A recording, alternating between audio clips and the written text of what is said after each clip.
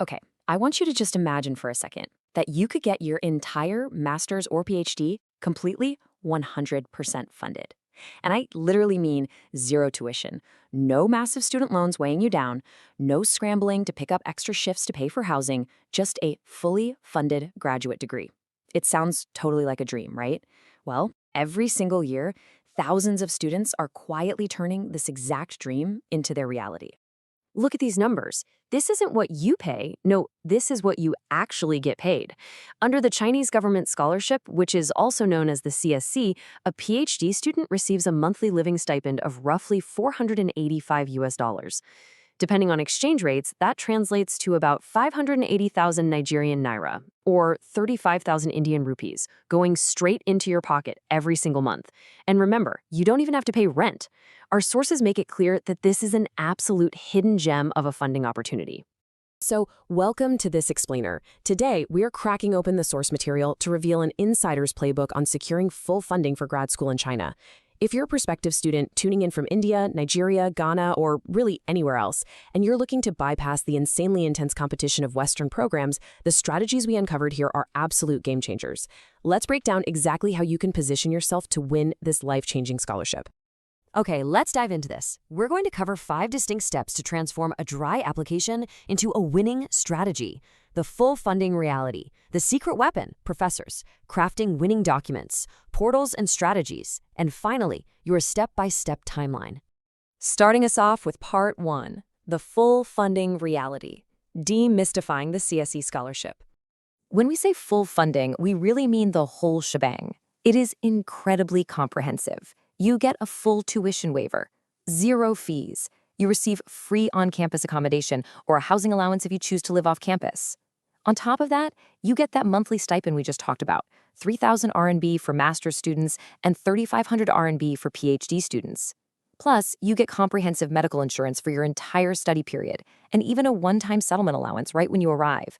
Because your housing is totally covered, that stipend, it's yours to save, travel with, or send back home. Now, digging into the materials, there are basically 2 main funding channels you absolutely need to know about. First is the embassy route, or Type A, which involves applying through your home country's Chinese embassy. Honestly, it's highly competitive because they have strict country quotas.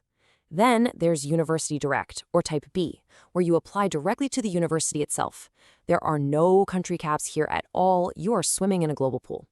And here is the ultimate insider tip we found. Smart applicants apply to both simultaneously to stack their chances. Take a student from our sources named Kofi Mensah from Ghana. He applied to both. He was actually rejected at the embassy level, but ended up winning full funding directly from the university. You really have to stack your chances.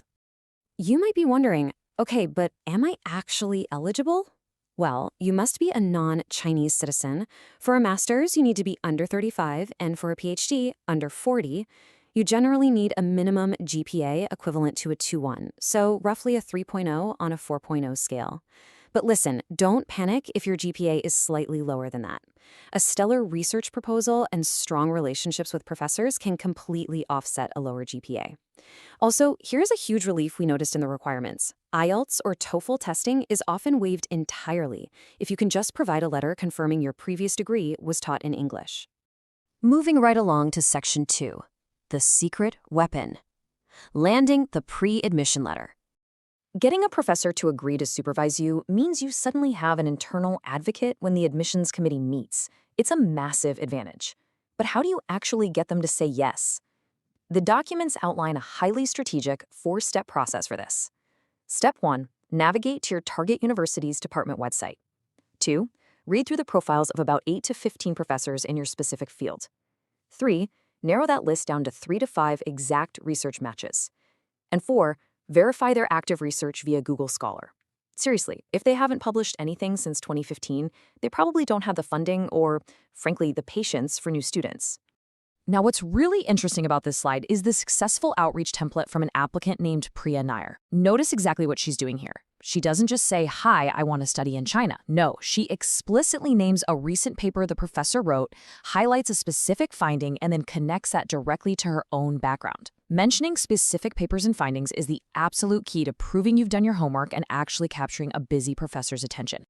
Let's quickly contrast 2 approaches we found in the research. The average applicant fails because they just fire off these mass copy-paste emails, talking vaguely about their dreams, and they actually ask the professor to explain the scholarship process to them. Please do not do this. The insider applicant, like another successful student from our sources, Emeka Okafor, sends hyper-personalized emails. Emeka actually sent 45 personalized emails, all referencing specific papers, and secured a pre-admission letter that won him a Type B scholarship. It's all about personalization, mutual research alignment, and attaching your CV along with a brief proposal. That's what leads directly to a yes. Which brings us to Section 3, Crafting Winning Documents, Structuring Your Proposal and Letters. Our sources explicitly warn that this is where most applicants just accidentally hemorrhage points. Your research proposal needs to be right around 1,200 to 1,500 words, and it absolutely must follow a rigorous 6-part structure. You need your background context, a highly specific research question, the significance of the study, your methodology, your expected outcomes, and, this is absolutely crucial, why this university and professor. Stressing that very last point is vital. Naming a specific professor and their lab at the very end of your document transforms a generic proposal into a targeted, irresistible one for the admissions committee. While your research proposal is heavily academic, your personal statement is where you actually get to be human. Look at this strong opening example. This applicant grounds their academic goals in a highly specific, very human story about watching nurses struggle with paper data in a rural clinic. It tells the committee exactly the why behind their pursuit of health informatics. You have got to ground your academic ambitions in real-world experiences to make your application stand out and be memorable. All right, let's talk recommendation letters. You'll need 2 of them. They must be from a professor or an associate professor, not your manager at work, not a colleague. To get excellent letters, provide your professors with a 1-page briefing document. Basically, just remind them of the scholarship details, your specific proposal topic, and exactly which projects they supervised you on. And please, listen carefully to this next part. Do not draft the letter yourself. In many jurisdictions and under these scholarship rules, this is straight up considered academic fraud, and it can get you permanently banned. Just give them the briefing document and let them write it. Moving on to Section 4, Portals and Strategies, specifically navigating campuschina.org. Before you even think about hitting submit, the data highlights several unforced errors that you must avoid. So the crucial point is, don't let silly mistakes sink you. Having name inconsistencies across your passport and degrees, that will kill your application. Uploading blurry, low-quality document scans will absolutely get you rejected. Choosing a university purely by its global rank instead of professor fit is a massive mistake.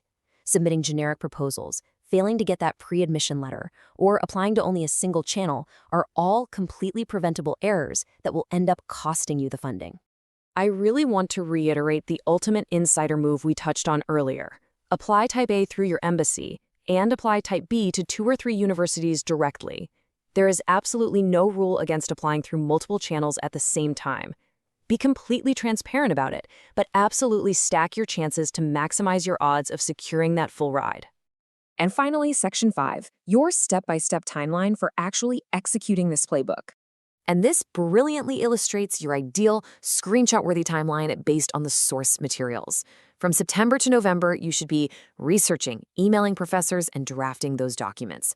From December to January, the portal opens up. February and March are for submitting your Type A and B applications. April and May bring university reviews and potential interviews. Results drop in June and July, and by August and September, you are sorting out your visa and packing your bags for China. The biggest takeaway here? Start your preparation much earlier than you think you need to. To actually pull this off, the sources recommend several essential free tools you should bookmark right now. You'll submit everything through campuschina.org. You can find specific programs using QCAS-CN. You'll investigate your professor's active research on scholar.google.com. You will definitely need smallpdf.com to compress your high-quality scans to fit the official portal's strict file limits, and you should run literally every document through grammarly.com to ensure your English is highly polished. So, wrapping this all up, this entire process is about preparation, specificity, and persistence.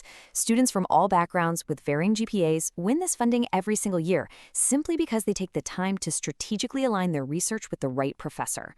The funding is quite literally sitting right there. The playbook is now in your hands. The only question left is, will you be the one to send that personalized email today? Thanks for joining me on this explainer, and I'll catch you next time.